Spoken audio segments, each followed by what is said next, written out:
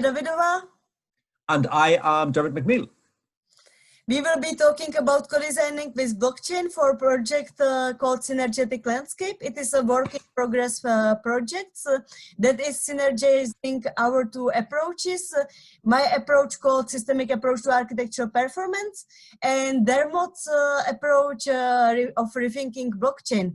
So to introduce systemic approach to architectural performance, it is a fusion of several process-based fields, integrating systems-oriented design methodology, performance-oriented architecture, ecosystemic urban interventions, time-based design, non-anthropocentric ecosystemic services. And what we will be talking a lot about is co-design, co-creation, and DIY. So those things are multi-centered, co-created, and actually generative. Let's get to systemic approach to architectural performance. It is focusing on landscape, social, and cultural ecology in built environment for co-living performance. And it aims for transition towards post-Anthropocene in built environment, which which is searching for synergy of larger biodiversity and climate change adaptation. It is approaching it through architectural and urban design with holistic approach and through something I call real life co-design laboratory. Real life co-design laboratory means that as opposed to traditional laboratory like reductionist laboratory where you would separate everything and test one thing without relations, we intervene into real life and test things through real life within the complexity of real life and within the interaction through real life. That's why they get co-designed and redesigned through real life. If I get to this slide, this is a picture from Cardiff, nearby our World School of Architecture. And you see what everything goes wrong here. You have this beautiful park, very, very nice natural reserve. Then you have sharp fence. Nothing can penetrate through that, or almost nothing can penetrate through that. Then you have motorway. Then to make sure you make even one more wall. And then you have human dwellings. What is the Synergetic Landscapes project trying to aim for is actually co-living across multiple species and things and people together. Okay, so why are we interested in blockchain within this context? Well, if we were to generalize, we would say that society and civilization in general has kind of favored one of two ways of organizing itself historically, and that's centralized or decentralized systems. And the people, and it's always people at particular nodes in these systems, have incredible amounts of power. And the more complex a system gets, and the more central those nodes are, the more power they have, and they're susceptible to corruption.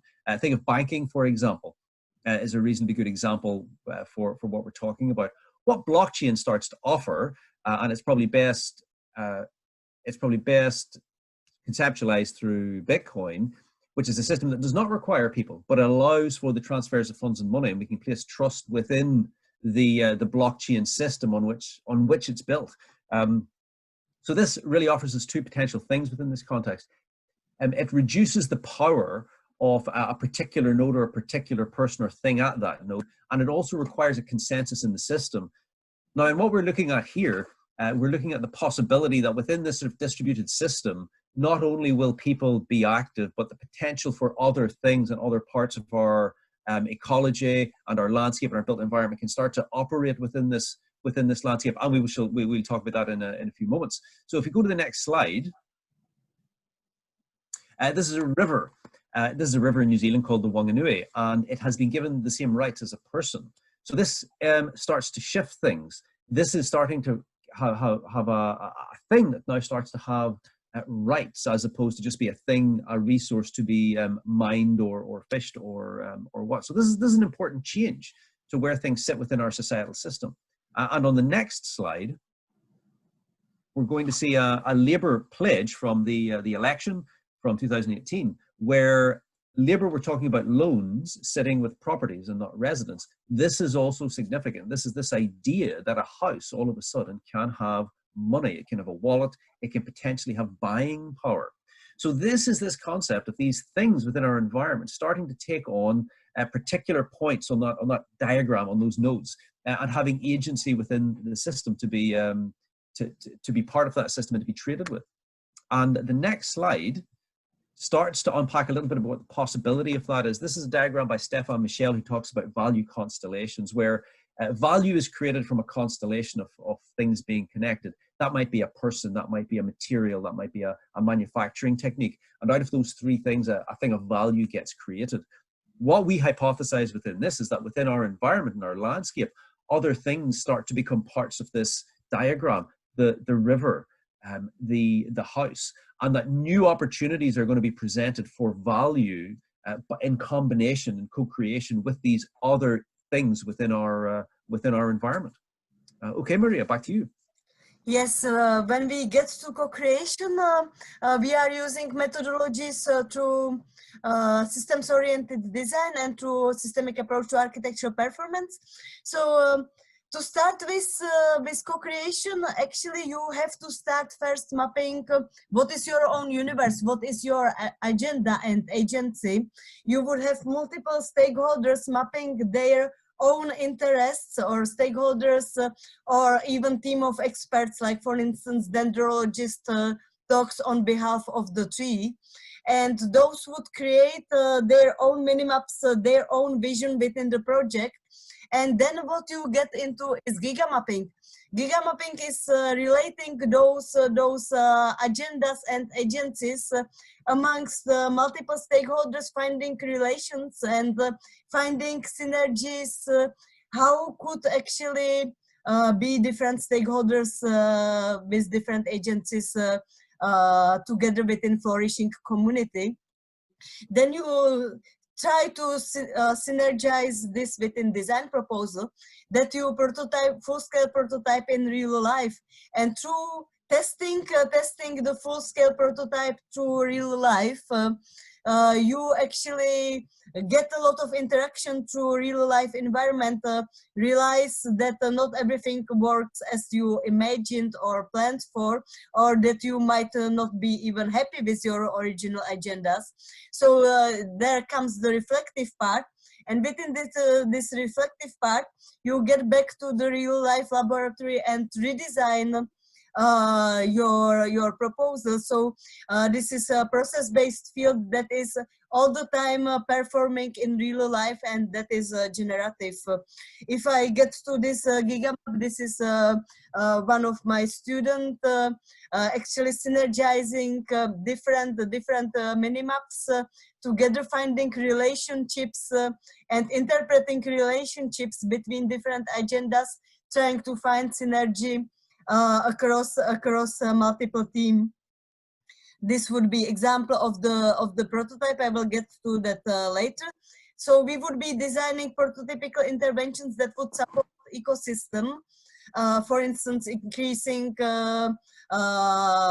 different species habitats or edible landscapes that would be integrating human systems as well. This is an example from Codesign workshop, where if you, for instance, reproduce our prototypical design intervention, the cafe owner offers to give you coffee because you would actually make his cafe more attractive. Therefore, you generate a profit for him, and therefore you can earn tokens. If you work with beehives, maybe bees can get tokens for actually pollinating your tomato, which means that if you invest into that beehive who pollinate your tomatoes, you can expand the pollinator's garden, which means you have stronger bees, so you earn from that, from your tomato.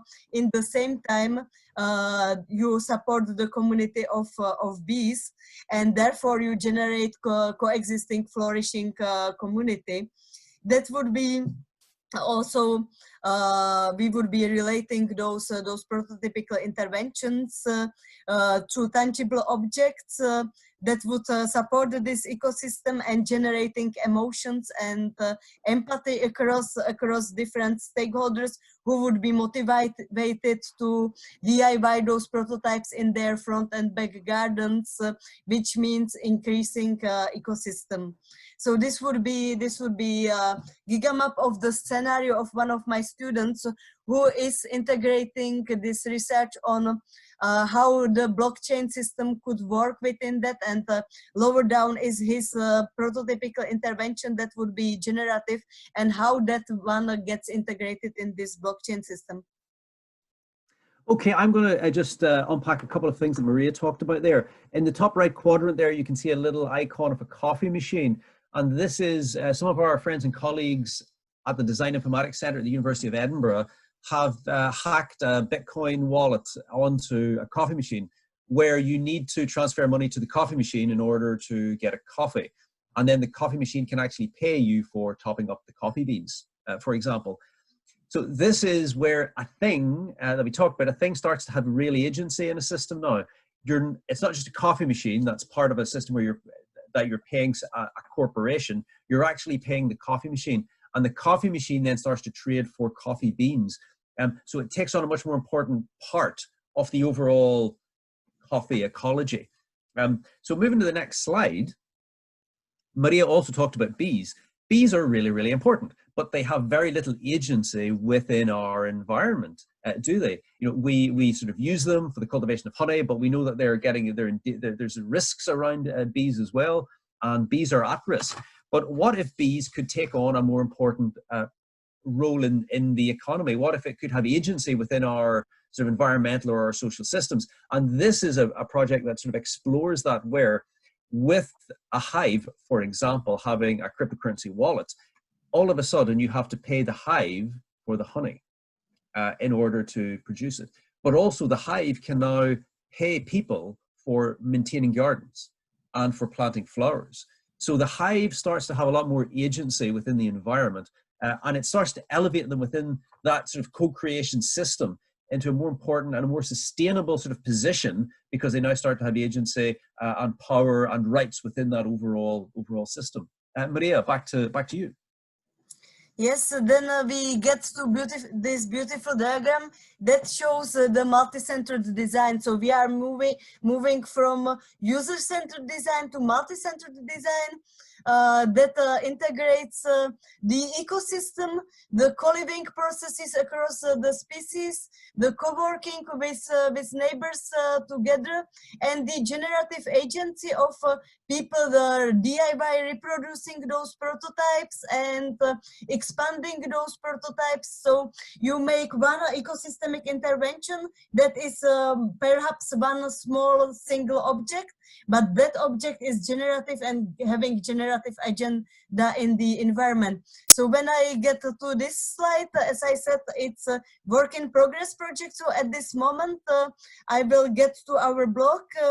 We are just releasing the recipes for DIY, so people reproduce the design for extending habitats of different species, and we motivate the local community to reproduce them in their front and back gardens. So these are just few examples of the projects. And when I get back, please feel free to scan this QR code, because that goes to the blog, and please follow us on blog and try to reproduce one of our prototypes in your front or back garden. Thank you. Thank you, everybody.